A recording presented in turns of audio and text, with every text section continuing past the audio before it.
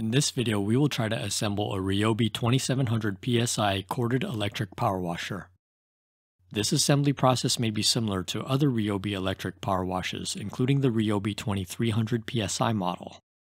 In this view, we can see the hardware to the handle of the power washer. This nut is 10 mm and the fastener is a torx T27. In this view, we can see the handle. We will attach the spray wand storage bracket to the handle. The fastener is pushed through the handle and then the spray wand bracket. The nut is tightened down on the fastener using a 10 mm socket and a torx T27. The fastener is pushed through the handle and then the power cord storage bracket. Now we will attach the power cord storage bracket to the handle.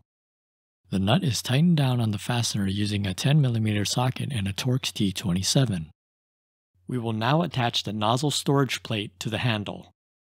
The fastener is pushed through the nozzle storage plate, the handle, and then the power cord storage bracket. The nut is tightened down on the fastener using a 10 mm socket and a torx T27. This fastener is pushed through the nozzle storage plate, the handle, and then the spray wand storage bracket. This nut is also tightened down on the fastener. Since no torque spec is provided and the handle is a hollow tube, the fasteners were tightened snug. As seen, the nozzles for the power washer can be stored by pushing them into the rubber grommets on the nozzle storage plate. In this view, we can see the hardware to attach the wheels to the power washer. With the power washer on the ground, we can see the location where the wheels will be attached to the frame. Here's a closer view of where the wheels will be attached to the frame. A non-threaded fastener with a round head is inserted into the wheel. This fastener is then inserted into the frame and will work as the axle of the wheel. A washer is installed over the fastener. A pin is installed over the washer into a hole in the fastener. The process with the hardware was repeated for the second wheel. Here's a close-up view of how the pin is inserted into the fastener. With the wheels installed, the frame can be lifted up to set the power washer in an upright position. With the power washer upright, the handle can be installed onto the power washer frame. The frame has spring-loaded pins and the handle has pre-drilled holes. The spring-loaded pins can be pushed in to allow the handle to slide over the frame. A plastic cap is removed from the connection for the high-pressure hose.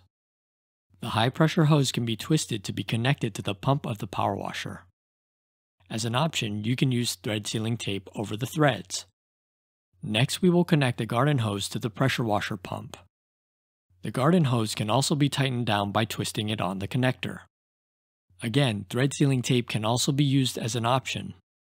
Along with the thread sealing tape, quick connect fittings with the garden hose can also be used as an option.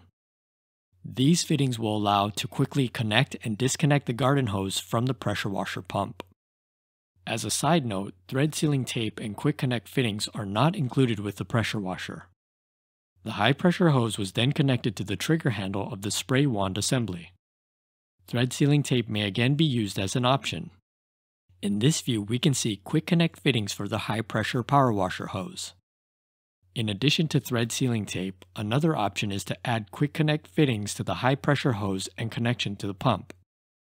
Although the first test will be shown in a different video, it only took one test to convince myself to also use the quick connect fittings for the high pressure hose. These fittings are optional and not included with the pressure washer. The high pressure hose fittings are a different size than the standard garden hose fitting, and they can handle high pressure of the power washer. The quick connect fittings are M22 3/8 inch connectors made for power washers. Quick connect fittings will allow for quick connect and disconnect of the high pressure hose. In addition to the quick connections, it will then save time for the storage of the hose.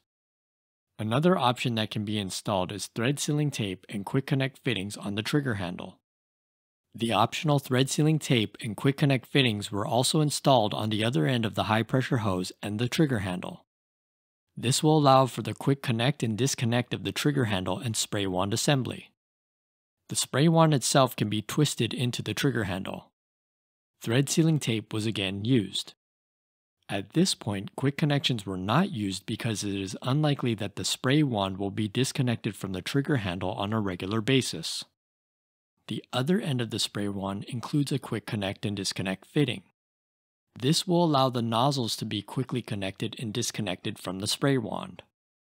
The first nozzle is called the turbo nozzle. The turbo nozzle is a high-pressure nozzle that is recommended to be used with concrete, brick, or masonry. The next nozzle is called a 5-in-1 pressure washer nozzle. The head of this nozzle can be rotated into 5 different positions. The different positions are individual nozzles which can be used in settings for both low and high pressure. The high pressure settings include a 15-degree, 25-degree, and 40-degree setting. The low pressure settings are labeled as soap jet and soap fan. The end of the spray wand and the nozzles are the only quick connect and disconnect fittings included with the power washer. As seen, the spray wand attachment goes into the spray wand storage bracket. The strap for the high pressure hose storage can be inserted into the nozzle storage plate. From the back of the plate, we can see how the strap goes into the loop and holds the high pressure hose. The electrical cord with this model includes a GFCI or ground fault circuit interrupter. This is used for electrical safety as related to the circuit, water, and ground faults.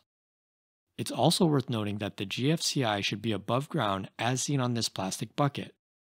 With the GFCI so close to the end of the cord, this is likely to happen if the cord is plugged into an outlet that is 2 feet or higher off of the ground.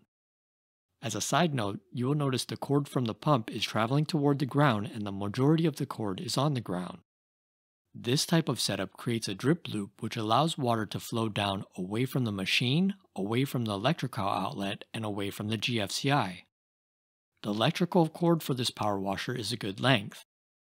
I do not know the exact measurement, but it seems to be about 32 feet or 9.754 meters in length. The gauge of the wire on the cord is labeled 16 gauge AWG.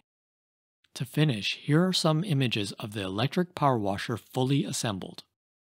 In these views, we can see how the electric cord, spray wand assembly, and high pressure hose are stored.